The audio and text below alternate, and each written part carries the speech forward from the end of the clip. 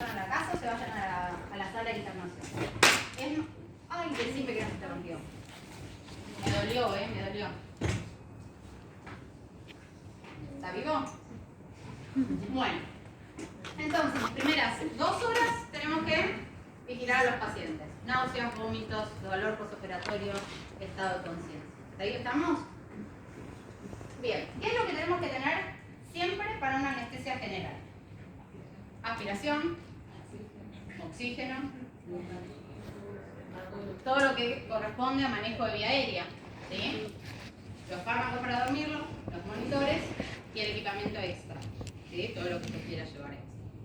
Ahora bien, vamos a ver cuáles son las escalas que a mí me ayudan a predecir cómo me va a ir con el paciente o no. Olvídense de esto que está acá. Vamos a centrarnos en las primeras 4 lenguas que están ahí. De la 1 a la 4. ¿Cuál les parece que va a ser más difícil de intubar? 4. Sin ninguna duda, ¿correcto? ¿Cómo se llama esta escala? Malampati. Malampati. ¿Es Malampati? 4. Segunda imagen. Tenemos una paciente con un mentón, ponele normal, y una paciente que tiene el mentón normal también, pero se le llama retrognatia. ¿Cuál les parece que va a ser más difícil de intubar? La segunda. ¿La 1 o la 2? La 2. La 2, perfecto. Tengo un paciente que abre un poquito la boca y un paciente que abre normal. ¿Cuál va a ser más difícil de intubar? La 2. Poquito, ¿no? Sí. Bien, ahora bien, esto puede ser por 3 cosas. La más frecuente es dolor, ¿sí? ¿Y qué pasa? Si yo le doy un relajante o le alivio el dolor, el paciente puede llegar a abrir un poco más la boca. Eso a mí me deja tranquila de que el trismus o la oclusión se va, digamos, a resolver con la relajación y con anestesia. Si no, se puede dar, ¿por qué?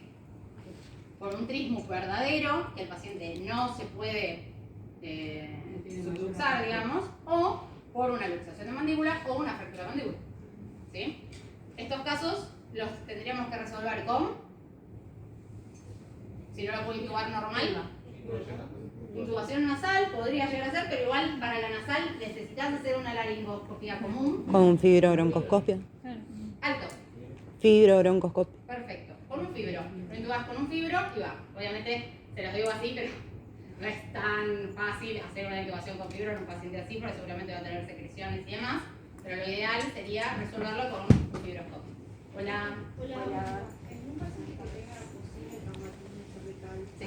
sería con el fibro o No, pues mientras no le movilices demasiado el cuello, la maniobra de extensión, en el pateo, no deberías tener problemas. De todas formas, esos pacientes siempre van a llegar a la guardia con un collar de Filadelfia. El collar de Filadelfia se va a movilizar de la parte anterior y de la posterior no se toca.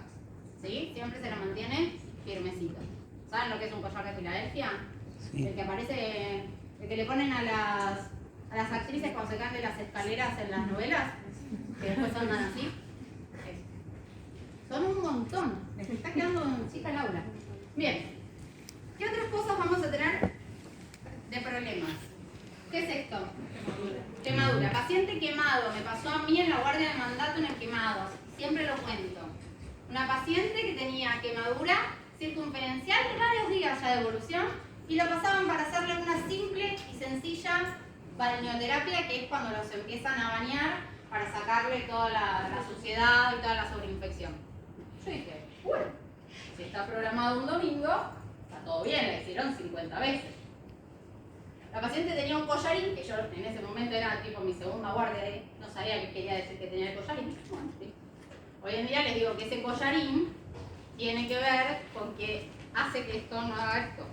La retracción que le producen en la piel la quemadura, tratan de resolverla con un collarín para que esté un poco más separado y no lo pegue. ¿Qué me pasó? Obviamente ya estaba pegado. Me costó intubarla y le tuve que poner una máscara al aire. No la podía intubar. Era imposible, ¿por qué? Porque no tenía esto. Nada de nada. Entonces, quemaduras y radioterapia en cuello son 2 causas de intubación dificultosa. Obviamente, sí, una quemadura que retrae son causas de inmoción dificultosa, un bocio como este o cualquier masa muy voluminosa en el cuello, claramente va a tener también dificultad. ¿Por qué? Va a comprometer la vía aérea, ¿en qué sentido? La desplaza, la colapsa, persona. ¿qué más? Exacto, la obstruye. Muy bien. Y este que está acá es el típico señor que no te das cuenta y si estás durmiéndolo rápido, te comes ahí también como un mal momento. ¿Por qué? Yo creo que de todos los índices, el que más te molesta, yo creo que son dos. La apertura bucal, porque si no tenés apertura, eso es algo mío, si no tenés apertura bucal, le puedes meter la rama. Y hay otra cosa que a mi parecer es muy importante, que es la extensión cervical del paciente. Un paciente que no extiende es un paciente que nunca le vas a poder alinear los ejes. Si yo no alineo los ejes, no veo. Lo puedo llevar con un fibro, sí, con un videolaringo, sí. Pero si estoy en cualquier lugar donde no hay un videolaringo, no hay un fibro a la mano, y viene acá el abuelo que te dice, ¿todo bien, abuelo? Sí, no, dormimos, tiqui, y vas a hacer este movimiento de cabeza, que es una roca, porque en realidad duerme con 3 almohadas porque es la posición. Nunca llega a tocar la camilla. El abuelo que viene y te dice, ay, por favor, necesito más almohada, ojo con ese abuelo. Porque es el típico que tiene tan rectificada la columna que nunca va a hacer este movimiento. Y cuando te das cuenta ya es tarde por lo relajado. Y no lo mejora la relajación muscular. Porque es una cuestión ósea. No mueven por una cuestión articular. Así que, cuando te digan que usan muchas almohadas para dormir y no es gordito, tengan en cuenta la extensión cervical. ¿Alguna duda? Están todos muy callados. Bien, ¿cómo se llama esta posición que está acá? Y anoten esta también. Posición de rampa. Muy bien, ¿quién lo dijo? Posición de rampa, perfecto. ¿Para qué sirve la posición de rampa? El paciente a veces. Perfecto. Acá se está haciendo con almohadas. Se puede hacer almohadas, sábanas, sueritos, cualquier cosa que te permita a vos levantarlo y alinear el lóbulo de la oreja con la parte external.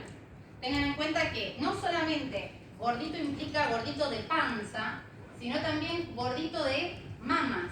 Hay mujeres que tienen mamas muy grandes, sobre todo las embarazadas. ¿Qué pasa? Se ahogan sin hacer el chiste, se ahogan con sus propias mamas, porque si vos no la posicionás bien, con la relajación se viene todo. Si vos a esa paciente no la posicionaste bien antes de dormirla, después vas a estar tratando, y les digo pues también pasó, tratando de modificarle la posición, porque si no, no podés extender, ¿sí? Y el peso también no ayuda. Entonces, no solamente va para panzoncitos, sino para mamas voluminosas, generalmente mujeres embarazadas. Bien, ¿cuáles son los criterios para ventilación difícil? Los que vimos anteriormente eran criterios de intubación difícil. Ahora, los criterios OBIS son de dificultad en la ventilación. Pacientes obesos, con barba. ¿Por qué con barba? Porque no sella bien la máscara. No sella la máscara. ¿Alguien conoce alguna técnica que sirva para que selle un poco más la máscara? La C. Bimanual, pero técnica con la barba específicamente. Tegaderm. Tegaderm en la barba. Y tratan de que no. ¿Por qué? Porque el Tegaderm hace como un film y la máscara va a apoyar sobre el film. Entonces no te va a jugar tanto porque no hay pelo en el medio. ¿Sí? No le haces un lifting de la barba, pero te ayuda a que con ese Tegaderm quede mejor. ¿Sí? Dentición, ¿qué significa eso? Bien. La dentición es súper importante porque el paciente probablemente sea fácil de intubar, pero ¿qué pasa con los cachetes en un paciente que no tiene dientes? Se colapsa. Sí, claro, se van como hacia adentro y colapsa. Perdés toda la anatomía de la boca. No tenés forma de agarrarlo, de manipularlo, se te sale por todos lados y los cachetes se inflan solos a veces por la ventilación y no entra. Entonces, ojo, edéntulo, canopita de mayo. ¿Sí? ¿SAOS qué es? Síndrome de apnea obstructiva del sueño. El que ronca mucho a la noche, el que hace. Y decís, se murió. ¿Y arranca? Ese es el típico Recuerden eso, ¿eh? El que no tiene a un familiar y o amigo y o novio y o pareja que haga ese sonido, despiértese y chequee. Porque todo el mundo entiende eso, ¿no? Es el que ronca, para, esa es la apnea, y vuelve a arrancar. Y en un momento vos te llama la atención ese impas. Ese impas es lo que hace de riesgo a ese paciente. La cantidad de apneas que tenga durante la noche. ¿Sí? Porque son momentos en los que desatura. Y la edad mayor a 55 años. Todo esto que vimos acá es lo mismo que vimos en la diapositiva anterior. Y le vamos a agregar, ¿cuál era? El Malampati, la limitación del test de mordida. ¿Se acuerdan cuál es el de mordida? Bien. Mordo labio superior. Esto significa que tiene capacidad para protruir. El que protruye está todo bien, el que no puede, ya estamos en un inconveniente. ¿Cuál es la posición de la máscara facial? Acá me habían hablado de bimanual, y si hay una bimanual, una unimanual, digamos.